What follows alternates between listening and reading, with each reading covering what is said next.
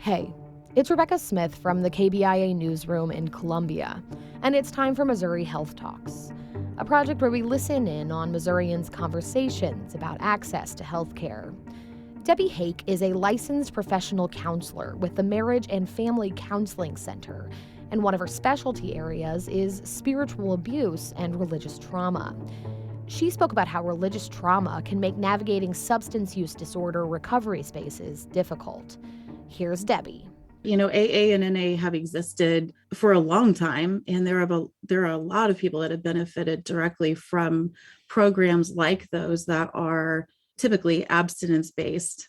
And I don't negate that there are some good work that comes out of those kind of spaces. And I also think for people that have experienced religious trauma in their background, a system that has a religious component can be re-traumatizing again or compound the types of trauma that an individual has experienced. So it might look different, but I would say that some of the effects may actually be traumatizing in and of their own way.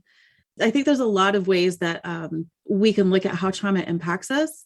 And if we look at what people who've experienced religious trauma carry with them, and you look at some of the components of one of the more religious or faith-based programs, there's an automatic sense of shame and guilt that you're either not enough or not doing enough or complete and utter dependence upon a system because you can't possibly do it on your own. Well, that directly mimics some of the language that you hear in religious spaces, right?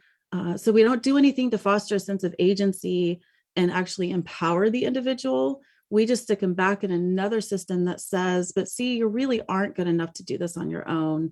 And you need our help. You need the community's help. You need these rules and this rigidity and structure. Otherwise, you're never going to be able to get clean or get sober.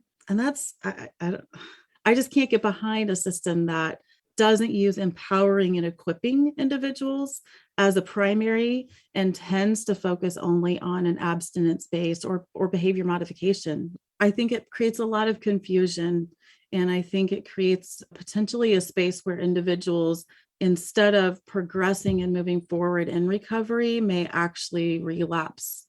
I don't know that I necessarily have statistics on that, but I would say that I think the research is shifting behind trauma-informed approaches to substance recovery. And in that research, I think it would line up with that kind of a thought process that if we're not putting someone's trauma experience first, then the chances of them actually progressing and moving forward may be slimmer than if we were to shift how we look at why a person is experiencing substance or some other type of addiction that needs recovery in the first place, right?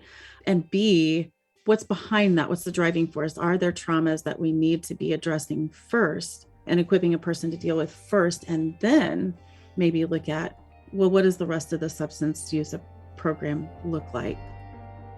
That was Debbie Hake speaking about how substance use disorder recovery spaces that have religious components or structures can negatively impact recovery for individuals with religious trauma. That's it for this week's Missouri Health Talks, which was reported and produced by Abigail Ruman. Tune in next week for more conversations from throughout the state about health and access. I'm Rebecca Smith. Thanks for listening.